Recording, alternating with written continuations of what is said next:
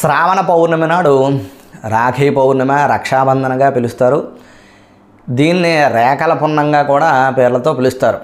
ఈ రక్షాబంధనం యొక్క విశేషం ఏమిటి? రాఖీ అనగా రక్షాబంధనం. ఇది అన్నా చెల్లెళ్ళు అక్కా తమ్ముళ్ళ మధ్య అనుబంధానికి ప్రతీక. అన్నకు కానీ తమ్ముడికి కానీ ప్రేమ సూచకంగా సోదరి కట్టే రాఖీ అని పిలిచే ఒక పట్టీని కట్టడం ఈ పండుగలో ఉన్నటువంటి విశేషం. ఇది తోబుట్టువుల మధ్య పవిత్ర బంధాన్ని, రక్షణ వాగ్దానాన్ని సూచిస్తుంది. రక్షాకంకణం అంటే ఒకదానికి బద్ధుడై కట్టుబడి ఉండడం. మనకు వైదిక కార్యక్రమాల్లో కూడా పూజ, వ్రతం, యజ్ఞం, సంస్కారం ఇటువంటి కంకణాన్ని ధరింపచేస్తారు. అది కూడా రక్ష. ముందు సంకల్పం చెప్తారు, నేను ఈ పని చేస్తున్నాను, నేను తలపెట్టిన ఈ కార్యాన్ని నిర్విఘ్నంగా పూర్తి చేస్తాను అని చెప్పి రక్ష కట్టుకుంటాడు. ధర్మాచరణకు కంకణబద్ధులం అవడమే ఈ రక్షాబంధన్. అలాగే సోదరుడు సోదరికి రక్షణగా ఉంటానని వాగ్దానం చేస్తాడు. మహాభారత కథలోనూ రక్షాబంధన ప్రసక్తి కనిపిస్తుంది. శ్రీకృష్ణుడు ధర్మరాజుకు తెలియజేస్తాడు. పూర్వం దేవతలకి రాక్షసులకి యుద్ధం జరుగుతుంది 12 సంవత్సరాల పాటు. ఆ యుద్ధంలో ఇంద్రుడు ఓడిపోతాడు. ఓడిపోయి అమరావతిలో తలదాచుకుంటాడు. దానితో దేవతలకి పూజలకి ఉత్సవాలకి భంగం కలుగుతుంది. అప్పుడు ఇంద్రుని భార్య శచీదేవి ఇంద్రుడికి కుడి చేతికి మణికట్టుకి ఒక రక్ష కడుతుంది. సరిగ్గా అది శ్రావణ పౌర్ణమి నాడు ఇంద్రుడు రెట్టించిన ఉత్సాహంతో రాక్షసులపై విరుచుకుపడతాడు. దేవతలకు పూర్వ వైభవం దక్కుతుంది. శచీదేవి కట్టిన రక్ష వల్ల ఇంద్రుడు విజయుడు అవుతాడు. అలాగే రాక్షసరాజు బలిచక్రవర్తి భూమండలాన్ని ఆక్రమించినప్పుడు దానవుల నుంచి మానవులను రక్షించడానికి శ్రీ మహావిష్ణువు వైకుంఠాన్ని వదిలి వామనుడు రూపంలో భూమి మీదకి వెళతాడు. అప్పుడు లక్ష్మీదేవి ఒక బ్రాహ్మణ యువత రూపంలో రాక్షసరాజైన బలిచక్రవర్తి దగ్గరికి వెళుతుంది.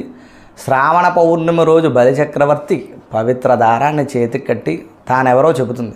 తన భర్తను ఎలాగైనా తిరిగి వైకుంఠానికి పంపించాలని కోరుతుంది. అప్పుడు బలి ఆమె కోసం తన రాజ్యాన్ని వదిలి మానవులకు విముక్తి కలిగిస్తాడు. అలా విష్ణుమూర్తిని వైకుంఠానికి వెళ్ళమని కోరతాడు. రాఖీ పౌర్ణమి ఎలా చేసుకోవాలి?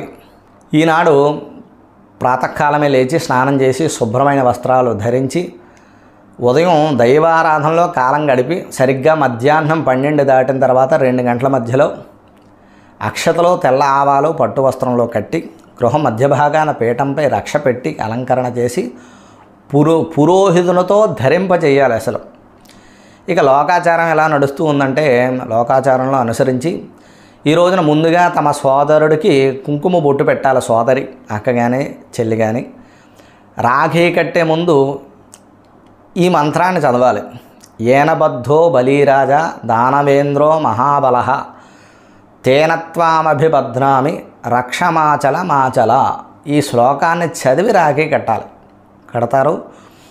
దీని అర్థం ఏమిటంటే, ఓ రక్షాబంధనమా, మహాబలవంతుడైన దానవేంద్రుడిని కట్టివేశావు కనుక నేను నిన్ను కట్టుకుంటున్నాను, నాకు రక్ష ఇవ్వు అని అర్థం.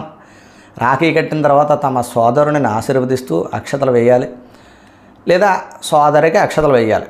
రాఖీ కట్టిన తర్వాత సోదరి హారతి ఇస్తారు. అనంతరం ఒకరికొకరు స్వీట్లు తినిపించుకుంటారు. ఇది లోకాచారంగా నడుస్తుంది. అయితే ఈ పండుగ సోదరులు మరియు సోదరీమణుల మధ్య మాత్రమే కాకుండా అన్ని మానవ సంబంధాలలో కూడా స్వచ్ఛతను కాపాడుకోవడం, పరస్పరం వ్యక్తుల మధ్య అనుబంధం పెరగడానికి రక్షాబంధన ఆవశ్యకత, ఉద్దేశ్యం. ఇది రాను సోదరుల మధ్య, మిత్రుల మధ్య రక్షాబంధనగా మారింది. ఇది రక్షాబంధనకు ఉన్నటువంటి విశిష్టత, విశేషం.